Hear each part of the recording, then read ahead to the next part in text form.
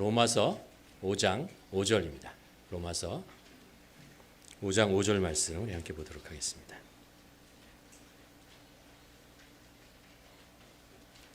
우리 한 목소리로 함께 봉독하도록 하겠습니다. 소망이 우리를 부끄럽게 하지 아니함은 우리에게 주신 성령으로 말미암아 하나님의 사랑이 우리 마음에 부은 바 됨이니라. 아멘. 우리 계속해서 성령에 대한 말씀을 우리 함께 나누고 있습니다. 제가 최근에 이제 옛날에 읽었던 책을 이제 꺼내서 다시 읽는 것 중에 필립 얀스라는 분이 쓴 놀라운 하나님의 은혜라는 책이 있습니다. 거기 보면 이 시대를 이렇게 표현하는 구절이 나옵니다. 오염된 공기를 느끼지 못하는 도시인처럼 우리는 부지 중에 비은혜를 호흡하고 있다. 우리가 살아가는 이 세상이 비은혜라고 하는 것, 말이 좀 종교적인 은어죠. 얘기죠. 비은혜라고 하는 것은 도대체 무슨 이야기를 하려고 비은혜라는 단어를 썼을까라는 것을 보면 세 가지 우리 시대에 대한 이야기를 합니다. 그 책에서 첫 번째가 세속주의, 두 번째가 율법적 종교, 세 번째가 용납이 없는 가정, 이런 이야기를 합니다. 우리가 살아가는 이 시대, 우리가 소속해 있는 공동체 안에 계속해서 외모를 중시하고 능력을 중시하고 경쟁하고 이런 것들이 있지 않습니까? 사람들을 판단하고 어떤 법을 적용하고 그것을 통해서 사람들을 판단하고 정죄하고 이런 것들이죠. 가정에서조차 사람을 자녀들을 용납하는 것보다 다른 아이들과 비교하고 다른 가정과 비교하고 그리고 왜 너는 이걸 못해? 이런 표현들, 이런 것들이 하는 것이 우리가 살아가는 이 시대이고 그것을 그 책에서 비은혜의 시대 속에 살고 있다라는 이야기를 하고 있습니다. 가만 보면 우리가 살고 있는 이 시대에 많은 선생님들이 있다는 것을 알고 수 있습니다. 무슨 말씀을 드리려고 하냐면 우리가 귀를 열고 눈을 들어 이런 많은 것들을 바라보면 이런 이야기를 하죠. 당신이 이 길로 가면 이것을 하면 당신은 건강할 수 있습니다. 이 길로 가면 당신의 병이 치유될 수 있습니다. 이렇게 하면 당신이 원하는 것을 얻을 수 있습니다. 이렇게 하면 당신은 행복할 수 있습니다. 이런 이야기들을 이제 계속해서 여러 가지 방법을 통해서 우리들이 가르쳐주고 있죠. 아마 여러분들도 그런 방법을 듣고 또 그것을 실천하기도 할 것 같습니다. 그런데 그런 모든 이야기들 중에 가르침 속에 제일 밑에 풋노트가 하나 늘 달려 있다는 것을 알게 됩니다. 그것이 뭐냐면 그러나 이 모든 것이 당신 하기 나름입니다. 그렇게 되지 않는다면 그것은 당신 책임입니다. 개인의 이익, 성공, 안정을 위해서 끊임없이 싸워야 하고 그리고 투쟁해야 되는 그런 시대에 경쟁해야 되는 그런 시대에 살고 있습니다. 그러기에 우리는 알게 모르게 우리가 의식하지 못하는데 늘 의심하고 비판당하지 않으려고 나를 이렇게 지켜내려고 하고 그리고 무장하고 긴장하며 살아가는 것. 살다 보면 나도 모르게 내 마음의 영혼이 감정이 메말라가고 영혼이 이렇게 외롭다, 혼자구나 라는 그런 느낌을 받게 되죠. 그래서 겉으로 드러나지 않지만 우리 영혼 속에 어떤 눈물, 보여지지 않지만 남들에게 보여줄 수는 없지만 우리 안에 눈물이 있다는 것, 이런 것들을 느끼며 사는 시대, 그것이 아마 필립 얀스가 얘기한 비은혜의 시대에 우리가 살고 있는 그런 모습인 것 같습니다. 여기서 우리가 성령에 대한 말씀을 하면서 그렇다면 성령님께서 왜 이 땅에 오셨는가라는 것들을 우리가 한번 생각해 본다면, 우리가 말씀을 통해서 본다면 이렇게 표현할 수 있을 것 같습니다. 이런 비은혜의 시대에 하나님의 은혜를 우리들에게 부어주시기 위해서, 이 비은혜의 시대에 하나님의 은혜를 경험하게 하기 위해서 성령님께서 우리에게 오셨다라는 것이죠. 지난주 그 금요일 날 팀 켈러 목사님이 돌아가셨습니다. 제가 되게 좋아하고 그분의 책들을 저희 서지에도 10여 권 가지고 있습니다. 그분이 쓴 책 중에 이런 책이 있어요. 이것이 복음이다 라는 그런 내용에 보면 그 책이 있는데 거기에 보면 이런 구절이 있습니다. 우리는 우리 인간이라고 하는 것은 우리가 생각하는 것보다 우리가 믿는 것보다 훨씬 더 타락해 있다. 훨씬 더 죄 중에 있다라는 이야기를 합니다. 그러나 동시에 우리는 우리가 기대하는 것, 우리가 소망하는 것보다 훨씬 더 하나님의 사랑과 은혜를 받으며 살고 있다라고 얘기를 합니다. 여러분 어떻게 생각하십니까? 예수님께서 십자가에 못 박혀 죽으시기 전에 제자들에게 그 사실을 알려주세요. 예수님께서 십자가에 그 예루살렘으로 들어가면 거기서 고난을 받고 십자가에 못 박혀 죽을 것이고 그리고 부활하신 후에 하나님께 돌아간다라는 이야기를 합니다. 그때 제자들이 놀래요. 놀랄 뿐만 아니라 걱정과 근심과 두려움이 막 밀려오는 것을 보게 됩니다. 빌립이 도마가 이런 이야기를 하죠. 주여, 주께서 어디로 가시는지 우리가 알지 못하고는 그 길을 어찌 알겠습니까? 주님 도대체 어디로 가십니까? 이런 안타까운 마음을 전하고 있는 것이죠. 제자들은요, 예수님과 함께 있었던 3년 반 동안 그 인생에서 처음으로 경험한 것이 있어요. 경험한 것이 뭐냐면 은혜라는 것이었습니다. 조건 없는 사랑, 대가 없이 주는 선물, 있는 모습 그대로 받아주시는 주님. 이것을 그들은 삶 속에서 예수님과 함께 동행하는 동안에 경험할 수 있었습니다. 세상에 그동안 그들이 경험하지 못했던 것이죠. 어떻게 조건 없이 사랑할 수 있고 대가 없이 선물을 줄 수 있고 있는 모습 그대로 나를 받아들일 수 있는가. 그럴 수 없죠. 그럴 수 없는 게 이 세상입니다. 우리가 잘 아는 이야기지만 베드로가 예수님을 부인했을 때 있잖아요. 예수님을 3번이나 부인하고 그것도 예수님께서 가장 힘들고 어려울 때 수치와 어려움과 고통을 당하고 있을 때 예수님을 가장 사랑한다고 얘기했던 고백했던 선언했던 자랑했던 베드로가 예수님을 부인하잖아요. 예수님께서 그거 아셨어요. 보셨어요. 들으셨어요. 근데 예수님께서 십자가에 못 박혀 죽으신 후에 다시 베드로를 찾아가서 그 얘기 하나도 하지 않으세요. 너 왜 나 부인했어? 뭐 때문에 그렇게 해서 얘기하지 않으세요. 오히려 예수님께서는 갈릴리 호숫가에서 지쳐있는 그들에게 떡을 주시고 고기를 구워서 이렇게 주시는 것을 경험하죠. 예수님께서 한 번은 가늠하다 현장에서 걸린 여인을 사람들이 잡아오는 것을 봅니다. 예수님께 정죄하라는 거죠. 율법에 따라서 이를 심판하라라고 얘기합니다. 예수님께서는 하지 않으세요. 다만 한마디 얘기합니다. 더 죄를 짓지 말고 그냥 돌아가라 라는 이야기를 합니다.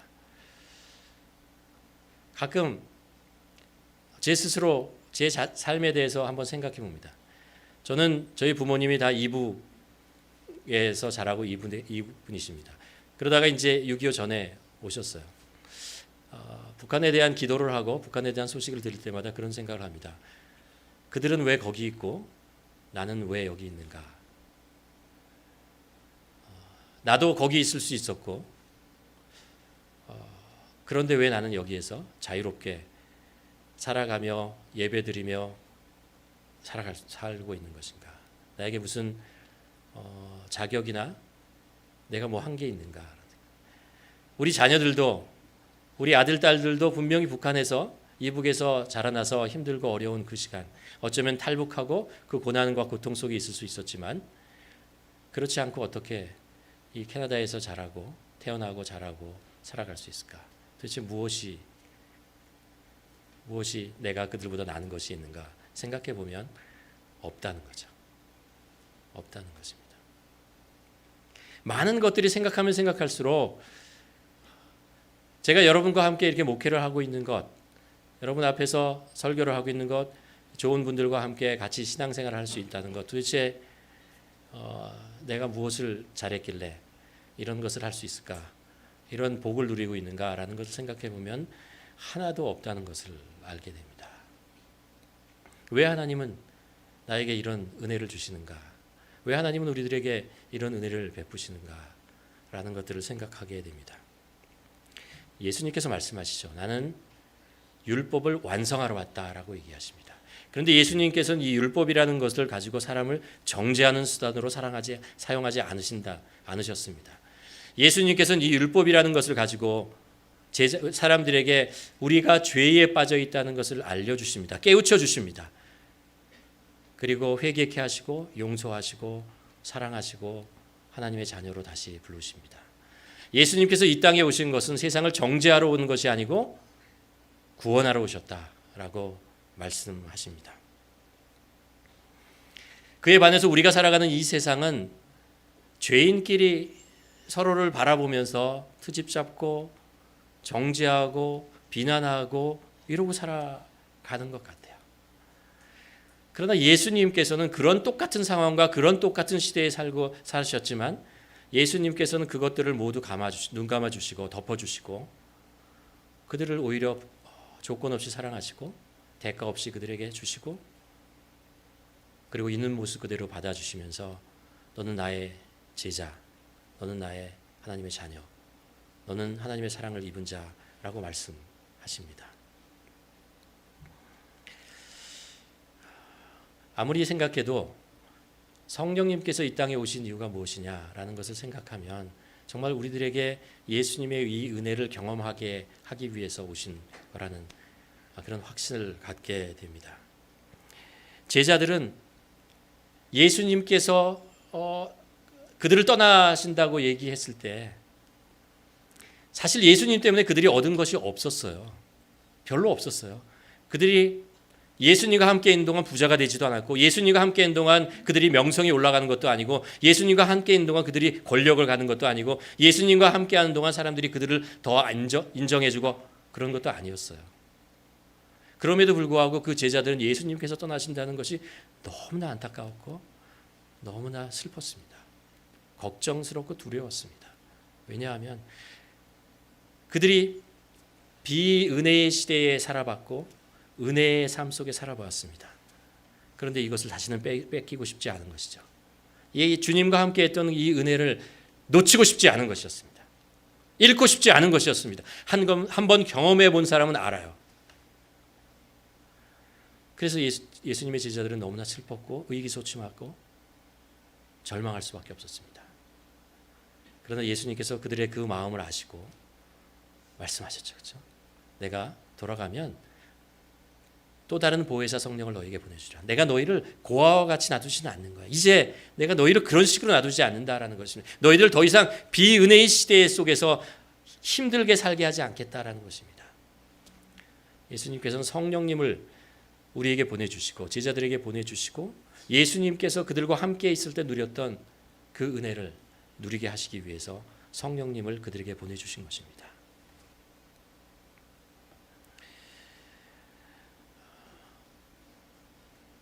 예수님, 그 성령님께서 우리 땅에 오시는 거잖아요. 우리가 지난주에 말씀을 나눴지만 성령님께서는 우리에게 성경 말씀을 조명해 주신다고 그랬잖아요. 우리가 성경을 읽을 때 그 속에 하나님의 뜻이 무엇이고 하나님의 그 영적인 의미가 무엇이냐를 우리에게 가르쳐 주신다고 말씀드렸습니다. 또한 성령님은 우리가 말씀을 볼 때 말씀 속에서 하나님을 만나게 하세요. 하나님의 그 심장, 하나님의 마음, 그것까지 우리를 인도해 가시기를 원하신다는 것을 알 수 있습니다. 이사야서 49장에 보면 하나님의 마음을 이렇게 표현합니다. 어머니가 어찌 제 젖먹이를 잊으며 제 태에서 난 아들을 어찌 긍휼히 여기지 않겠느냐. 비록 어머니가 자식을 잊는다 하여도 나는 절대로 너를 잊지 않는다. 이 말씀을 하나님께서 언제 하시냐 하면요. 이스라엘 백성들이 하나님을 배반하고 우상을 섬기고 죄에 빠져서 이제 하나님으로부터 징계를 받아야 할 상황 속에 놓여 있을 때였습니다. 하나님께서는 이들을 징계하기로 마음먹으셨습니다. 그리고 아시리아를 들어서 이들을 치시고 바벨론을 들어서 이들을 치시고 계십니다. 이들은 이제 바벨론으로 포로로 끌려갈 것이었습니다.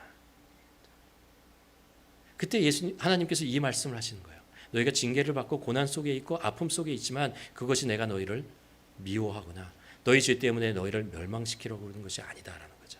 이것은 너희를 다시 회복시키기 위해서, 너희를 용서하게 하기 위해서, 너희를 다시 하나님의 백성으로 나의 자녀로 불러들이기 위해서 내가 하는 너희의 징계다라는 라고 말씀하시는 거죠.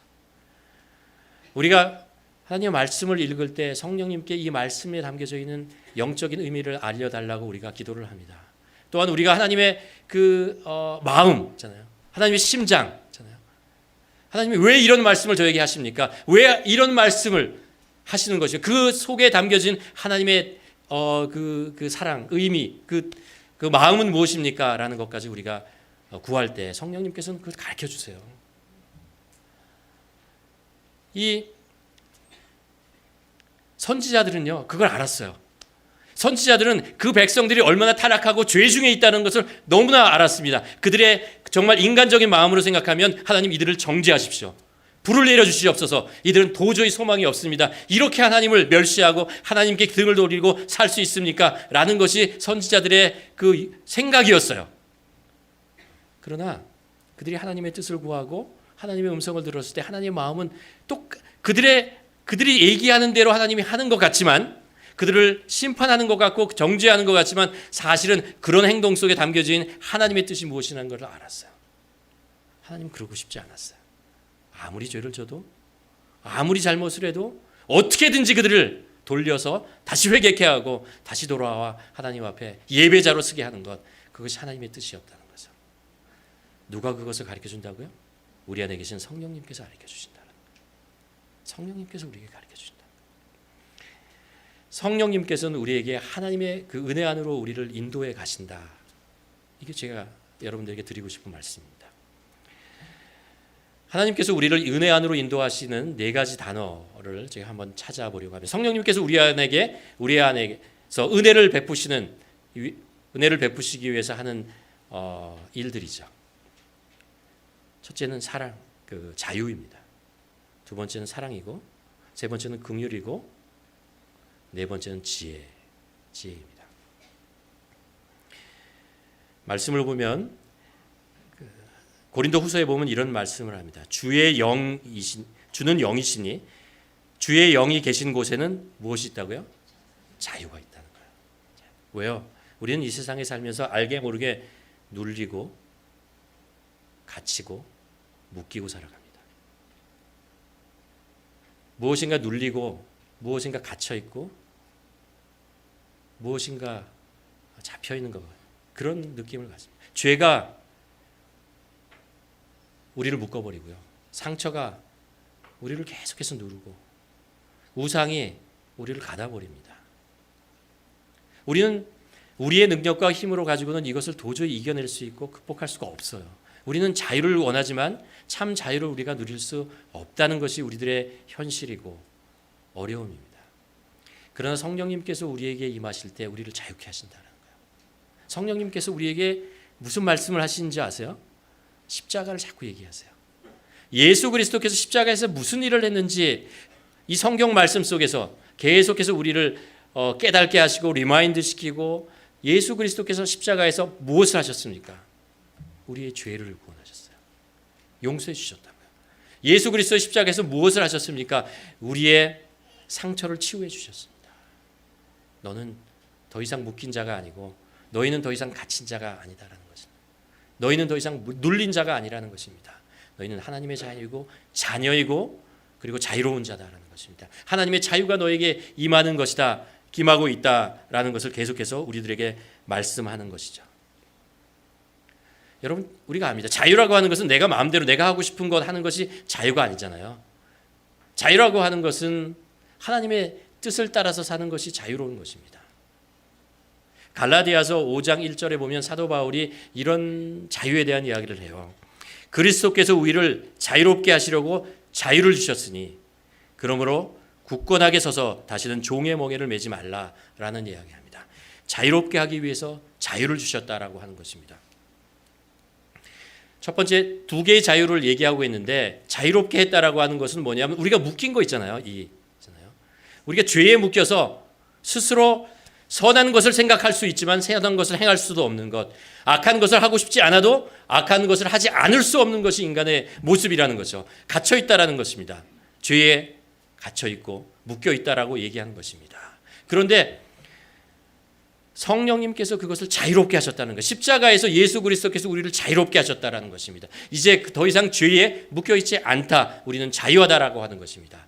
그런데 이 자유가 그것으로 끝나는 것이 아니고 우리를 더 자유롭게 하기 위해서라고 사도 바울이 얘기하는데, 이 자유롭게 하라는 것은 무슨 뜻이냐면요, 하나님의 뜻대로 할 수 있게 만드셨다는 것입니다. 이제 우리는 죄의 사슬로부터 벗어났기 때문에 하나님의 뜻대로 살아갈 수 있다라는 것입니다.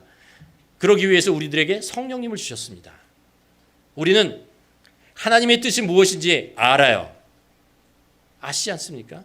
성경을 보면 분명하게 나와 있고 성령님이 성경의 말씀을 통해서 하나님의 뜻이 무엇인지 우리에게 가르쳐 주십니다. 우리는 이제 성령님의 도우심을 따서 그 일을 할 수가 있다고요. 우리는 하지 말아야 되는 것을 하지 않을 수 있어요. 왜요? 성령님이 우리에게 계시기 때문에 그렇습니다. 자유라고 하는 것, 하나님께서 우리에게 자유를 주셨다는 것, 성령을 주시고 우리에게 자유를 주셨다는 거예요.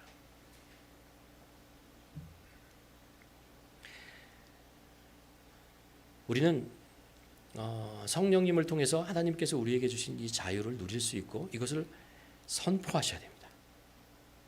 선포하셔야 됩니다. 하나님께서 우리에게 참 자유를 주셨다라는 것입니다. 이것을 우리가 계속해서 선포하고 나가야 우리 안에서 성령님께서 우리 안에 실체로 나타나시고 우리에게 역사하고 나가신다는 것을 기억하셔야 합니다. 계속해서 사탄은 우리들에게 너는 아직 묶여 있어라고 얘기합니다. 너는 아직도 눌려 있어야 마땅해. 너는 아직 갇혀 있어라고 얘기하는데 아니에요. 아니에요. 그렇지 않습니다. 성령님께서 우리에게 자유를 주셨다는 것을 우리가 기억하셔야 됩니다.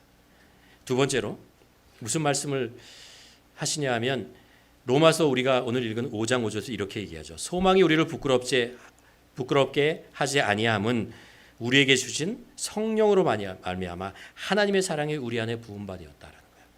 성령님께서 우리 안에 일하시는 건 뭐예요? 하나님의 사랑을 우리에게 부어주신다. 하나님의 사랑을 우리에게 부어주신다는 거예요.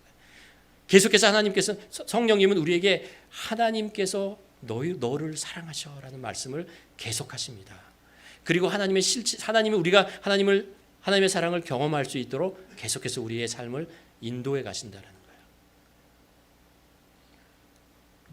여러분, 세상을 살다 보면 세상이 밝은 것 같지만 어둡다는 거 아시죠? 계속 어두운 면이 있다는 것을 우리가 알잖아요. 사랑에 대한 이야기를 하지만 사랑을 누리는 것은 쉽지 않다는 것을 알죠. 계속해서 그래서 사랑을 갈망해야 되고 사랑이 부족하다라는 이야기를 해야 되고 나에게는 사랑이 없다라는 이야기를 계속해서 해야 됩니다. 맞아요. 맞는 말입니다. 그러나 또 틀린 말이에요. 왜냐하면 성령님께서 하나님의 사랑을 우리에게 부어주시기 때문에 그래요. 그 사랑이 우리에게 있다라는 것. 우리도 사랑이 있어요. 하나님의 사랑이 있다는 말입니다. 우리 안에 비록 걱정과 근심과 이런 것이 있지만 하나님의 사랑이 부어지면 우리 안에 기쁨이 있고 우리 안에 평안이 있습니다. 여러분, 사마리아 여인이 우물가에서 예수님을 만나잖아요. 예수님을 만나고 잠시 대화를 합니다. 그리고 그곳에서 예수님을 경험하게 됩니다. 그리고 나서 마을로 다시 돌아가면서 춤을 추면서 돌아가잖아요. 기쁨의 춤을 추면서 마을로 들어가는 것, 자유를 얻고 기쁨과 하나님의 사랑이, 예수 그리스도의 사랑이 그에게 부어주었을 때 그에게 기쁨이 있고 감사가 있고 자유가 있고 사랑이 넘친다는 것을 우리가 알 수 있습니다. 하나님의 사랑이 우리에게 임하면, 하나님의 사랑이 우리에게 있다는 것을 우리가 확신하면 우리들에게 평안이 있고요. 기쁨이 있어요. 세상이 줄 수 없는 그런 기쁨과 그런 것이, 평안이 우리에게 있다는 것이죠. 하박국 선지자의 이야기를 우리가 알죠. 그의 고백을 알죠. 하박국 선지자가 살았던 시대는요, 기쁨이 없던 시대예요. 세상을 어디를 돌아봐도 소망이 없던 시대였습니다. 정말 나라는 외부의 침입에 의해서 지금 망할 것 같고, 의인은 고통을 당하고 악인은 득세하고 하나님을 믿는 사람들은 죽어가고 하나님을 우상들은 그 땅에 만연하고, 그 상황 속에서 하박국이 정말 기가 막혀서 하나님 왜 이러십니까? 이것을 왜 가만두십니까? 어떻게 하시려고 합니까? 이런 그 정말 피를 토하는 듯한 그런 절기를 하며 하나님께 기도를 하죠. 그러다가 하나님께서 그의 마음을 바꿔주세요. 바꿔주세요. 어떻게 바꿔주셨을까요? 성령님이 그 안에 역사하시는 것이죠. 그때 그는 고백합니다. 내 눈으로 봐서 이곳에 감람나무, 무화과나무, 포도나무 열매 없고 소출 없고 가지가 무성하지 않아도 들에 아무것도 없고 외양간에 우리 소도 없고 아무것도 없어도 괜찮다. 나는 오직 여호와를 인하여 기뻐한다. 구원의 하나님을 내가 찬양한다라고 말씀하십니다. 성령님이 그 안에 임하면 우리가 보지 못하는 것을 보게 되는 것입니다. 여러분, 여전히 그의 앞에 보여지는 것은 똑같아요. 힘들고 어렵고 풍전등화의 나라의 모습이지만 그 속에 역사하시는, 그 뒤에 역사하시는, 그 위에서 역사하시는 하나님의 뜻이 있다는 것을 압니다. 그들을 구원하시고 그들을 새롭게 하실 것이라는 그 믿음이 그 안에, 그것을 보니까 믿음이 생기는 거죠. 그러니까 그 안에 기쁨이 생기는 거죠. 하나님이 여전히 우리 민족을 사랑하시는구나. 하나님께서는 우리 민족을 버리시지 않았구나. 이 죄를 짓고 이 말도 안 되는 상황 속에 있지만 하나님께서는 우리들을 버리지 않으셨구나. 여전히 사랑하고 계시는구나. 이 하나님의 사랑이 느껴졌을 때 하박국은 그 마음속에 기쁨이 있고 평안이 찾아오는 거죠. 우리도 그래요. 우리도 마찬가지예요. 하나님의 사랑이 우리 안에 임하는 것을 우리가 안다면 성령님께서 우리에게 너는 하나님의 자녀야. 너는 택한 백성이야. 이 말씀, 이 하나님의 사랑을 우리들에게 속삭여주는 성령님의 음성을 우리가 들으면요, 우리 이겨낼 수 있어요. 어떤 고난과 어떤 아픔과 어떤 상황 속에서도 우리가 일어날 수 있다고요. 하나님의 사랑은 어떤 상황 속에서도 우리를 일어나게 하게요. 마태복음, 요한복음 여기 보면은 예수님께서 무리를 걸으신 장면은 있잖아요. 그때 제자들은 어떤 상황 속에 있었냐면 풍랑 속에 있었습니다. 깜깜한 갈릴리 호숫가의 풍랑 속에 아무것도 보이지 않는 그런 상황 속에서, 그 속에서 자라고 어부였지만 그 풍랑을 이겨낼 수 없는 그런 상황 속에서 제자들이 절망과 두려움과 걱정 속에 있었잖아요. 그때 예수님께서 나타나시는데 무리를 걸어서 나타나세요. 제자들이 그것을 보고 처음에 유령이다 막 이러다가 예수님이라는 것을 알고 예수님께서 오라라고 그러니까 베드로가 걸어가요. 어디를 걸어가는지 아세요? 무리를 걸어가요. 풍랑 속을 뚫고 지나가요. 어떻게 걸어갈 수 있는 거예요? 예수님을 바라보니까 걸어가는 거예요. 예수님을 보니까 걸어가는 거예요. 예수님의 바라보지 않고 풍랑을 바라보나 이 물을 바라보면서만 빠져들어가요. 여러분, 우리 안에 성령님이 계시고 그리스도의 영이 계시고 하나님의 사랑이 우리 안에 함께 계신다는 것을 우리가 보면 그것을 보고 있는 순간 우리는 어떤 상황 속에서 그것을 이겨내고 뚫고 갈 수 있어요. 이게 믿음의 힘이고 하나님의 사랑의 힘입니다. 성령님이 우리에게 임하시면 우리가 그런 성령님의 도우심을 따라서 살아갈 수 있어요. 중요한 것은 우리가 예수님을 바라보라는 거예요. 하나님의 사랑이 우리에게 임하고 있다는 것은 성령님께서 우리에게 계속해서 하나님의 사랑이 부어지고 있다는 것을 알려주시는 것을 우리가 들어야 된다는 것입니다. 세 번째로 성령님께서 우리에게 행하시는 것은 긍휼한 마음이에요. 긍휼.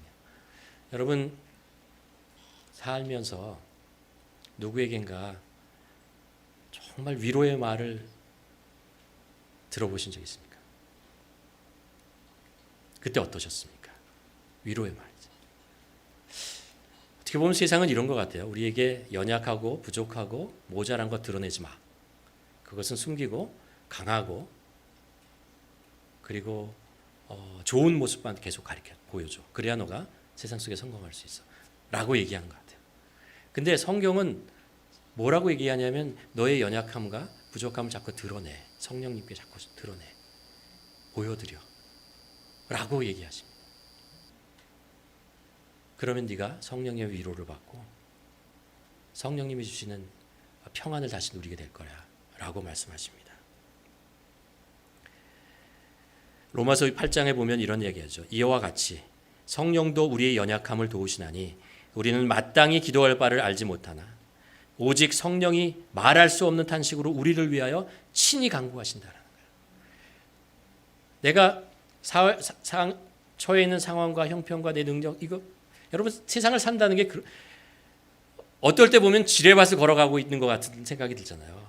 다 좋아 보이고 멋있게 보이는데 사실 여기저기에 폭탄 같은 것이 숨겨져 있고 가시 같은 것이 나의 옷을 지키고 나의 살을 지키는 그런 상황 속을 지나가야 하는 것 같은 그런 위험과 두려움과 걱정 속에 있습니다. 그것 때문에 힘들고 어려워 쓰러지기도 하죠.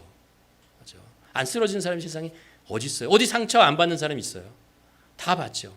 다만 성령님이 주시는 위로가 있으니까 우리가 다시 일어나는 거죠. 성령님이 우리를 위로하시니까 우리가 그것을 다시 털어내고 그리고 다시 일어나는 거 아닙니까? 성령님께서 말씀하시고 우리가 정말 너무나 기가 막히고 힘들고 어려워가지고 기도도 할 수 없는 그런 상황에서 뭐라고 도대체 기도하라고 그러시는 겁니까? 라고 쓰러져 있을 때 나도 모르는 사이에 성령님께서 기도하신다는 거예요. 나의 마음을 아시고 성령님께서 하나님께 간구하시면서 기도하시는 거예요. 도와달라고.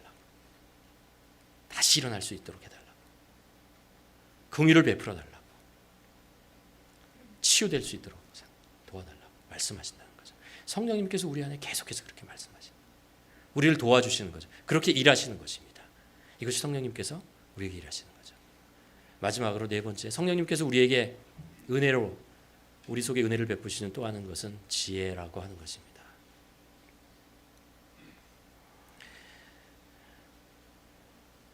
고린도전서 2장에 보면 이런 말씀을 하고 있죠. 우리가 이것을 말하거니와 사람의 지혜가 가르친 말로 아니하고 오직 성령께서 가르치신 것으로 하니 영적인 일은 영적인 것으로 분별하느니라 라고 얘기를 합니다. 우리에게 분별할 수 있는 능력을 준다. 우리가 세상을 살면서 분별력, 지혜를 가지고 있다는 것이 얼마나 중요한 거 여러분 아시죠? 우리가 세상을 살아가는데 많은 것들이 필요합니다. 그 중에 우리가 정말 중요한 것 두 가지가 필요한데 하나는 믿음이고요. 하나는 지혜라고 하는 거예요. 예수님께서 말씀하셨잖아요. 너희가 비둘기처럼 순전하고 뱀처럼 지혜로우라. 지혜라고 하는 것은 이런 것이죠. 하나님과의 관계 속에 생기는 것입니다. 우리가 하나님을 신뢰하는 것이죠. 우리의 삶의 기초가 하나님에게 달려 있고 세워져 있고 하나님이 우리 삶을 주관하시고 우리의 삶을 이끄시고 우리 삶을 지켜주시는 분이 하나님이시라는 것을 우리를 선한 길로 인도하시고 우리를 자녀 삼으시고 생명의 길로 인도하신다는 것을 우리가 믿는 것 있잖아요. 그게 바로 믿음이잖아요. 신뢰하는 것이 바로 믿음이죠. 그렇죠? 그 속에서 우리는 하나님의 뜻을 알게 됩니다. 아, 하나님의 뜻이 이거구나. 수직적인 관계. 지혜라고 하는 것은 뭡니까? 우리가 이 세상을 살아가는데 세상과 나의 관계를 맺는 것이 지혜. 잘 맺게 하는 것이 지혜입니다. 그렇죠? 지혜입니다. 세상에 일어나는 일들 그리고 사람들과의 관계 속에서 지혜라는 것이죠. 지혜라고 하는 것은 이렇게 정의할 수 있습니다. 하나님의 뜻을 우리 삶 속에서 구체적으로 적용하는 능력입니다. 하나님의 뜻을 우리 삶 속에서 구체적으로 적용하는 능력이 지혜라고 하는 것입니다. 우리 지혜로워야 한다고 계속해서 예수님께서 말씀하시죠. 근데 우리가 하나님과의 관계 속에서 자꾸 지혜로우려고 그러면 안 돼요. 자꾸 머리 굴리시면 안 됩니다. 하나님과의 관계 속에서는 순수해야 돼요.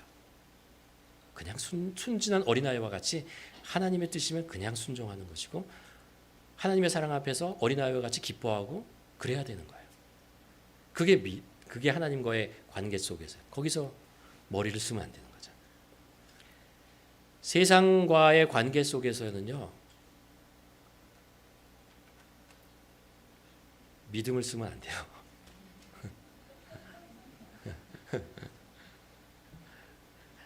이게 다른 사람을 의심해야 된다는 뜻이 아니고요. 믿음이라는 것은 뭐예요? 우리가 우리의 삶을 하나님께 드리는 게 믿음이잖아요. 얹혀놓는 게 믿음이잖아요. 우리는 우리의 삶을 사람들에게 얹혀놓으면 안 돼요. 왜냐하면 사람은 그렇게 감당할 사람이 없거든요. 누가 나에게 내가 내 삶을 당신에게 맡깁니다라고 하면 저는요, no thank you. 아니요, 저는 그럴 만한 당신의 삶을 내가 책임질 만한 난 능력도 아무것도 없습니다. 그래서 우리는 사람을 뭐라고요? 믿음의 대상이 아니고 사랑의 대상이라는 거예요. 우리는 사람을 사랑해야 되는 거죠. 사랑이라는 것은 뭐예요? 그 약점과 연약함과 부족함을 다 받아들이고 용납하는 거죠. 그게 사랑이죠. 사람과의 관계 속에서 하나님의 뜻이 그 삶 속에서 일어나게 하기 위해서 우리는 지혜가 필요한 거예요. 지혜로워야 한다는 거죠. 어떻게 우리가 말을 할 것과 말을 하지 말아야 할 것을 구별할 줄 알아야 되고, 내가 행동해야 될 거, 이때가 행동할 건가 아닌가라는 것을 아는 것입니다. 그것이 지혜로운 것이죠. 그렇죠? 여러분, 우리가 의사에게 가면 치료를 받기 위해서 두 가지 과정을 거칩니다. 하나는 첫 번째는 진단이고 두 번째는 처방이라는 거죠. 그렇죠? 처방은 좋은 약으로 이제 병을 고치는 건데요. 사실 아무리 좋은 약을 줘도요, 진단이 잘못되면 아무 소용이 없어요. 그렇죠? 명약이 독약이 될 수도 있다는 게 그거잖아요. 그래서 성경은 우리들에게 뭐라고 하냐면 분별하라라고 얘기합니다. 분별이라고 하는 것은 뭐예요? 나에게 지금 일어나는 일들이 저한테 이게 무슨 일이야? 라고 분명히 이게 어떤 일이라는 것을 분명히 볼 수 있는 그런 눈이 있어야 된다는 거예요. 이게 분별력이죠. 분별력이랍니다. 이게 무슨 상황이고 어떤 의미를 가지고 있고 하나님께서는 이것을 통해서 무슨 일을 행하고 혹시 이 속에 사탄의 어떤 그 계략이 숨어 있는 것은 아닌가라는 것들을 볼 수 있어야 된다는 것입니다. 그게 지혜로운 거죠. 분별할 수 있다라는 것을 얘기하는 것입니다. 그래서 분별력에 대한 이야기를 지혜를 하면서 계속해서 하는 것입니다. 진단을 잘해야 처방을 할 수 있는 거죠. 우리가 상황을 잘 보아야 내가 어떻게 행동해야 되는지 어떤 말을 해야 되는지 알 수 있는 거예요. 근데 왜 성경이 이런 이야기를 하냐면요. 이게 성경에 안 나온 얘기인데요. 제가 한마디 제가 삶의 지혜로 하나 깨달은 건데, 사람은 감정대로 행동하고 이성으로 그것을 변명한다.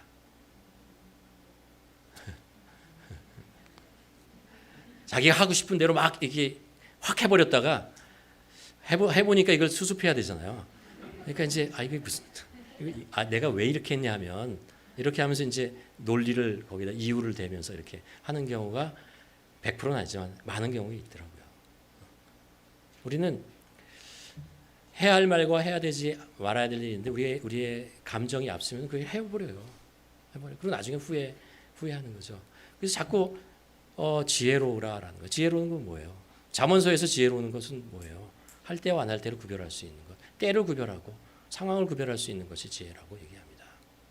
그리고 여러분, 성경 말씀에서 이렇게 얘기를 하잖아요.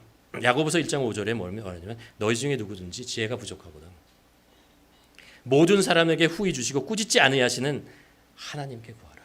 그럼 주신다라는 거예요. 지혜를 주신다고요. 꾸짖지 않고 주신다고요. 너 왜 이 지혜가 피해? 이 지혜를 통해서 나한테 뭐 줄래? 이런 이야기 안 해주신다. 따지고 뭐 이러지 않으시고 지혜가 필요하면 주신다. 성령님은 왜 우리에게 오셨다고요? 우리들에게 이 세상을 살아가면서 많은 상황들 속에서 정말 하나님의 뜻을 잘 실천하게 하기 위해서 지혜가 필요하기 때문에 우리에게 지혜를 주신다. 지혜를 주신다. 그러니까 우리가 말하고 행동하기 전에 하나님께 지혜를 먼저 구해야 하고, 우리가 하나님의 어떤 방법으로 하는 것, 무엇을 하느냐도 중요하지만 어떤 방법으로 하는가가 중요해요. 뭐든지 순서가 바뀌면은 좋은 일도 안 좋은 일이 되고, 그렇잖아요. 방향이 바뀌면 아무리 좋은 것을 해도 방향이 바뀌면 잘못된 곳으로 가고 있는 거예요. 그러니까 계속해서 지혜롭게 하나님의 뜻이 나의 삶 속에 이루어질 수 있도록 지혜롭게 하나님께 지혜를 구해야 된다는 거죠. 성령님께서는 우리들에게 그런 지혜를 주신다는 거예요. 구하십시오. 말씀을 정리해 보려고 합니다. 성경에서 뭐라고 얘기하냐면요, 이런 말이 있잖아요. 찾으라, 구하라, 두드리라라고 얘기하죠. 찾으면 찾을 것이요, 구하면 얻게 될 것이잖아요. 두드리라 그러면요, 열린다고 얘기했어요. 근데 이게 뭐를 얘기하는 거죠? 예수님께서 이 말씀을 통해서 뭐를 하냐, 말하고 싶은 거냐면 그 성경 구절이 이렇게 얘기합니다. 너희 하늘 하나님께서 구하는 자에게 성령을 주지 않으셨겠냐. 성령을 주시 않으면 구하라, 찾으라, 두드리라, 성령을 너에게 주실 것이다 라는 것입니다. 성령님이 우리 안에 계시고요, 그분이 우리에게 자유를 주시고 사랑을 주시고 그분이 우리에게 긍휼함을 주시고 지혜를 주실 것이라는, 그러기 위해서 우리에게 오셨습니다. 그래서 우리가 이 세상을 살아가는 동안 비은혜 속에서 허덕이며 살아가는 것이 아니고 이런 성령님의 도우심을 통해서 은혜 속에서, 하나님의 은혜 속에서 살아가는 것을 하게 하기 위해서 우리에게 성령님께서 계시다라는 거예요. 우리가 그분에게 이것을 구해야 되고 그분에게 우리를 찾아야 되고 두드려야 한다는 것입니다. 왜 안 주시겠냐라는 거예요. 사랑하는 자녀에게 왜 안 주시겠냐. 여러분, 하나님께서는 우리들에게 성령님을 보내주시고 성령님을 통해서 우리들에게 하나님의 은혜, 우리가 하나님의 은혜 안에 살게 하기 위해서 그렇습니다. 여러분, 바라기는 우리가 이 세상에 사는 동안 성령님으로 인해서 그 하나님의 은혜를, 제자들이 예수님과 함께 있는 동안 누렸던 그 은혜를 우리는 성령의 시대라고 하잖아요. 성령의 시대가 뭐예요? 은혜의 시대 아닙니까? 율법의 시대가 아니고 성령님의 은혜 속에서 성령님이 주시는 이 지혜와 사랑과 긍휼과 자유로 누리는 우리 모두가 되기를 주님의 이름으로 간절히 축원합니다. 기도하시겠습니다. 이 시간에 한번 기도했으면 좋겠습니다. 우리 안에 하나님이 주시는 참 자유가 있습니까? 우리 안에 성령님께서, 하나님께서 부어주신 사랑이 있습니까? 그 사랑을 통해서 나에게 평안과 기쁨이 있습니까? 우리에게 성령님께서 주시는 긍휼함, 그것을 통한 위로를 우리가 받으며 살아가고 있습니까? 우리가 하루를 살아가면서 성령님이 주시는 지혜를 구하고 그 지혜에 따라서 살아가고 있습니까? 이 시간에 한번 기도하며, 주님, 성령님께서 우리에게 계셔서 우리에게 주시는 이 많은 자유와 사랑과 긍휼과 지혜를 우리가 누리게 하시고, 그래서 하나님이 주시는 은혜 안에 우리가 사는 저희들 되게 하여 주시옵소서. 우리 함께 기도하며 구하며 찾으며 나아가는 시간 갖기를 원합니다.